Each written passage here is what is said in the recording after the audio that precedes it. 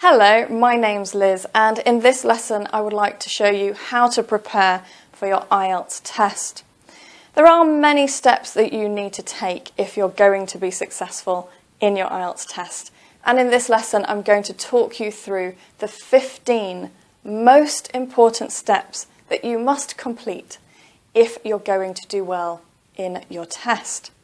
Now let's start with the first one and the most obvious.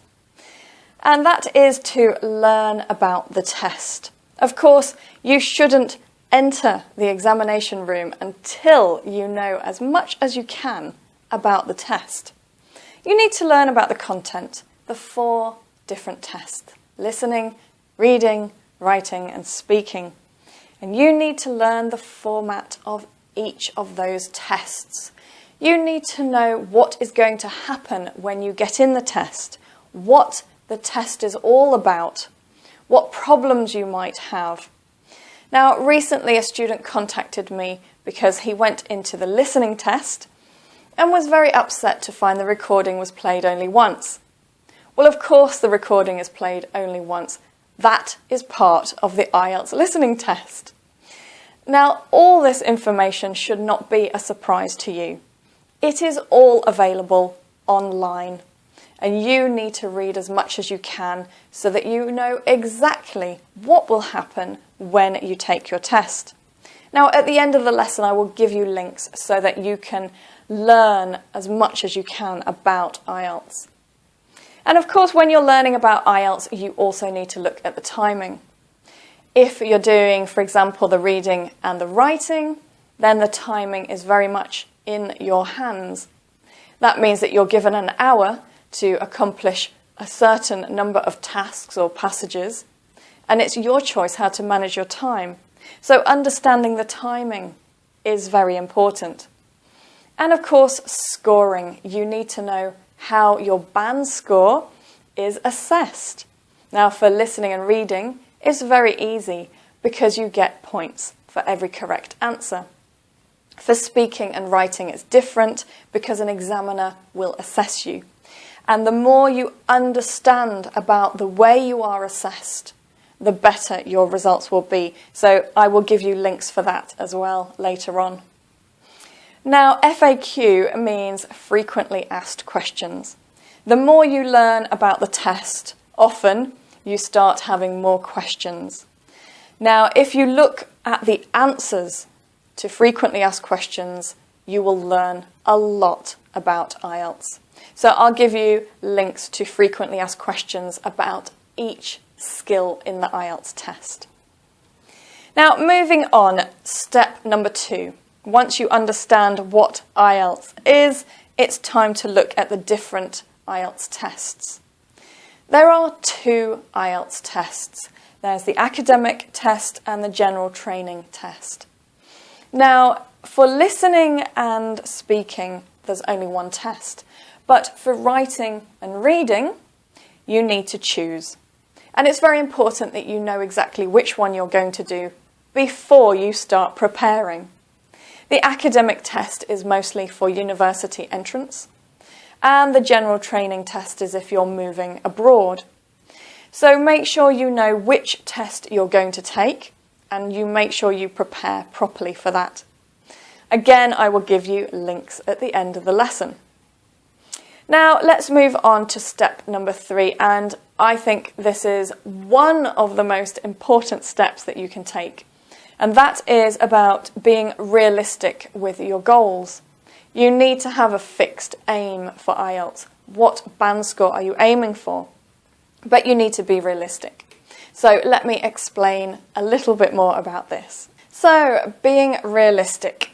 Now, of course, number 1, decide what band score you're aiming for. Are you aiming for 6.5, 7, 7.5? Be very clear about the band score you really need. And then have the level of your English checked. Now, this is very important to do. If the level of your English does not match the band score that you want, then you're going to have problems. If the level of your English is much lower than the band score you want, it's going to be almost impossible to reach that band score if you only study IELTS skills. You need to make sure that the level of your English is equal to the band score that you're aiming for. Now, I have a lot of students asking me, why can't they get band score 7? They've taken the test 5 times, but still can't get 7. And what tips can I give them? Well, there's one tip. Get your English checked.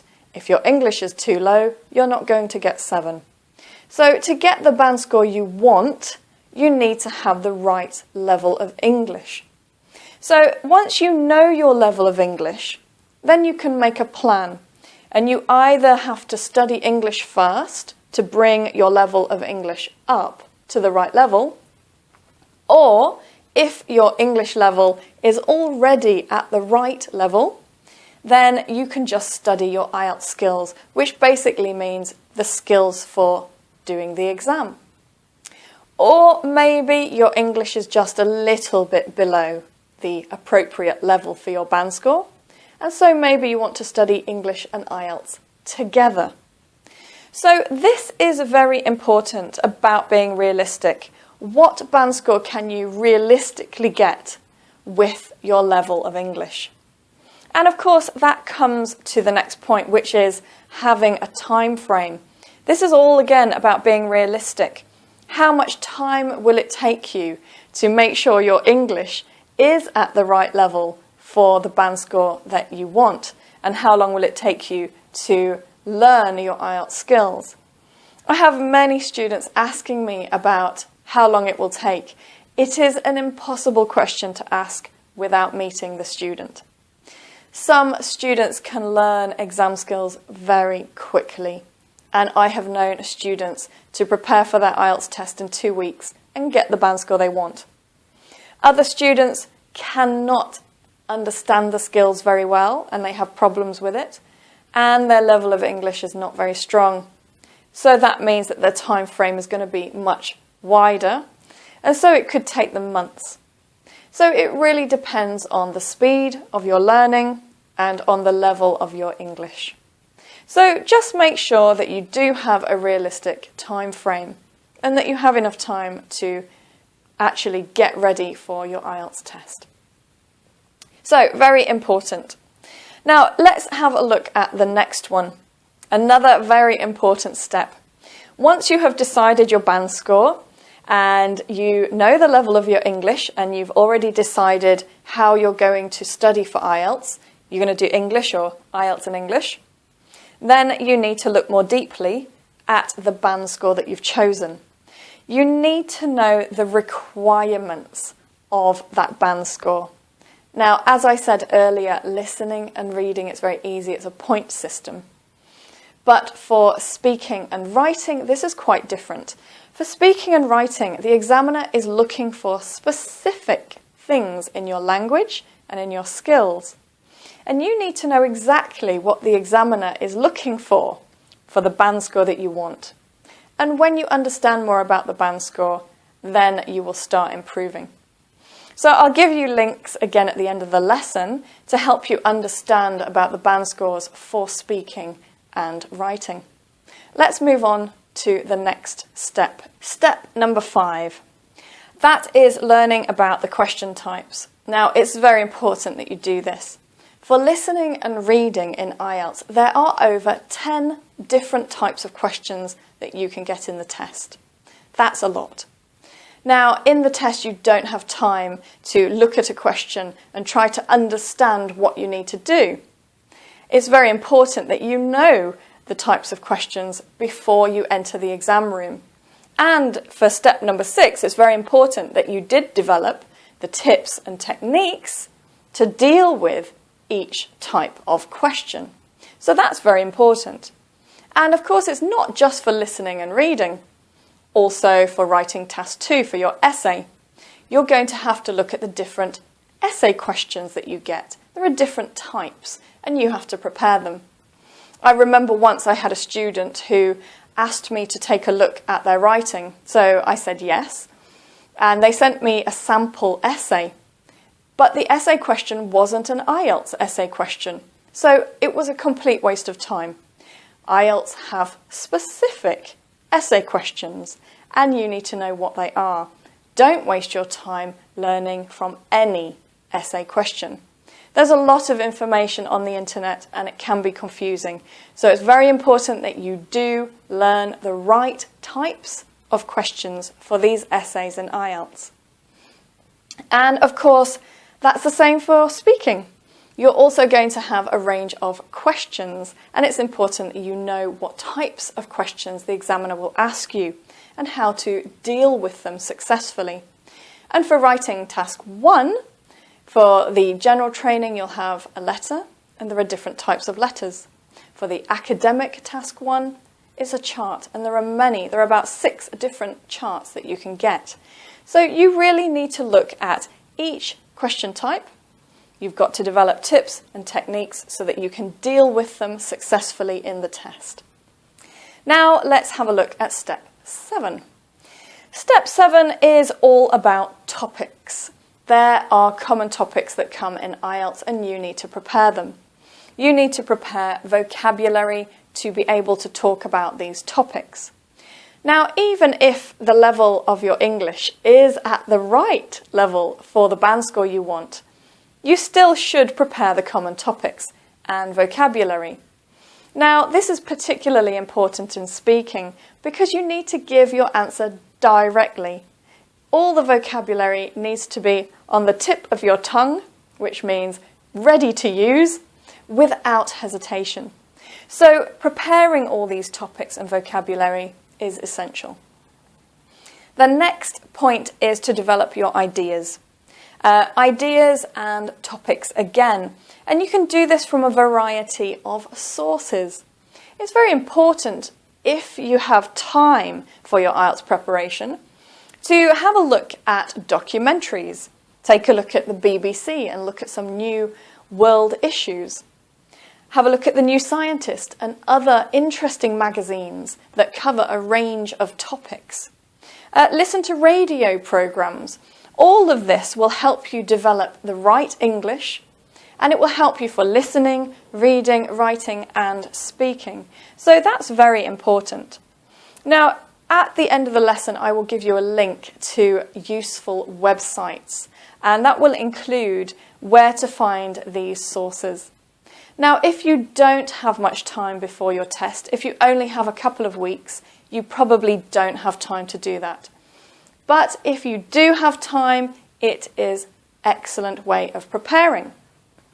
Now, another thing that students ask me is, should they only listen to documentaries and radio programmes that have British English and Australian English?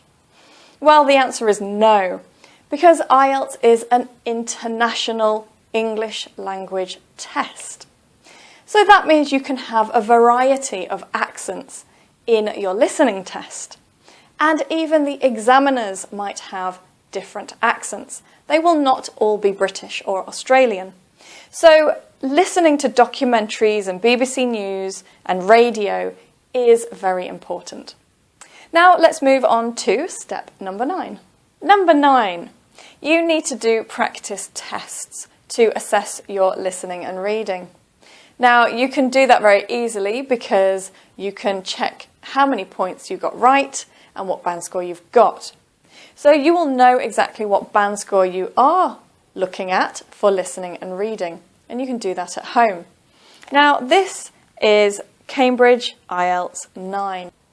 Now there are many practice tests on the internet, and also there are many books with IELTS practice tests, but these are the only books that are real IELTS exams. These are books from 1 to 9. This is book 9. These books were published by IELTS, and they contain a sample of old IELTS exam papers.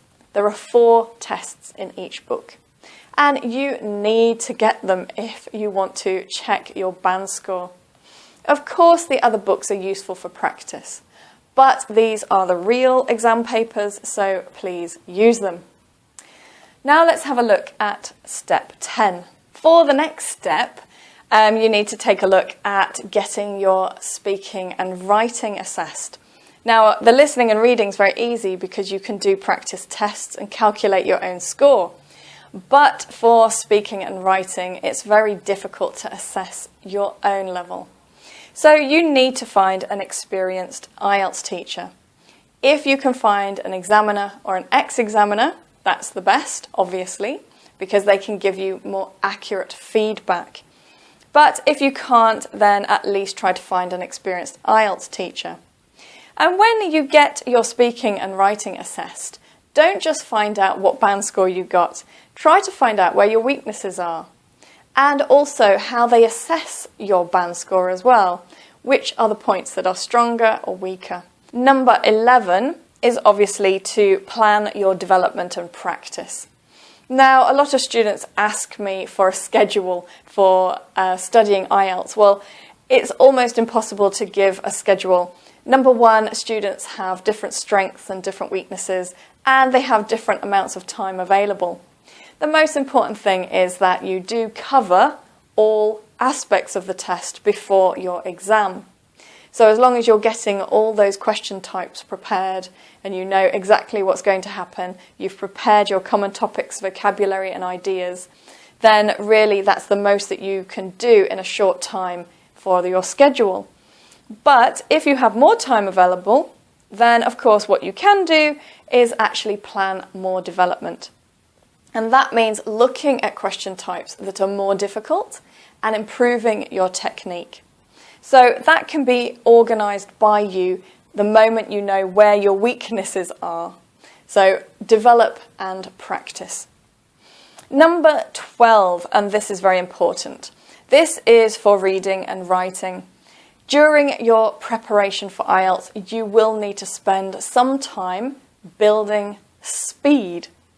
Now, reading and writing have a very fixed time limit, and it can be very difficult for students to actually finish all 40 questions in 1 hour, or to write task 1 and task 2 in 1 hour. So building speed and learning to manage your own time is very important, and you should be practicing doing that at home, checking how long it takes you to write or how long it takes you to skim read a passage or to scan and find answers. So building speed, very important if you want to do well. So number 13, and that is to do a full practice test under exam conditions. Now it's not the same as this. A lot of students use practice tests in order to just practice their skills or to find their band score, but they don't actually do the full test under exam conditions. So that means to do your listening, your reading and your writing all together, it will take you 2 hours and 40 minutes.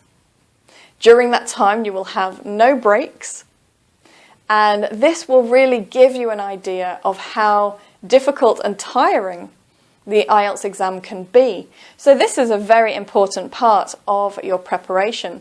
You should at least do 1 practice test under exam conditions before you do your real test. I had a student recently who told me that one of the problems was he actually needed the toilet during the test, and the toilet was quite far down the corridor. So he lost a lot of time going to the toilet and coming back, and he didn't quite finish all the reading questions. So it's all these small details that you will understand when you start practicing under exam conditions. So please make sure you do that. You can do it at home. You don't have to pay to go into a practice test in a school. You can sit at home, set your alarm clock and do listening, reading and writing in 2 hours and 40 minutes. Right, let's move on to the last 2 steps in your IELTS preparation. Step 14, of course, is to get training if you can. Now, obviously, professional training is the best, so if you can find a very good IELTS school, that is the place to go. You've got the British Council, you've got IDP, both very good, or you might just find a local school. But the most important thing is you choose a school that really does know about IELTS and can support you and understand your aims for IELTS. Don't just choose any school which claims to be the best. Make sure you choose wisely. And of course, if you can't afford to go to an IELTS school, you can always look online for free training. Of course, you can go and visit my website, www.ieltsliz.com, and there's plenty of free materials, advice, tips and models so that you can get trained for free. So there's lots online as well. Now the last step, and again this is important, but unfortunately it's not possible for all students. Take your test when your English and IELTS skills are at their strongest. That's the time to take it. Not all students have this choice. Many students are under a deadline. But if you do have a chance, then take it at the right time. The time when you are scoring the band score that you want quite frequently. That's the time to take your test. Right, well that's the end of this lesson. Now let me give you plenty of links so that you can find the information that you need to prepare for IELTS.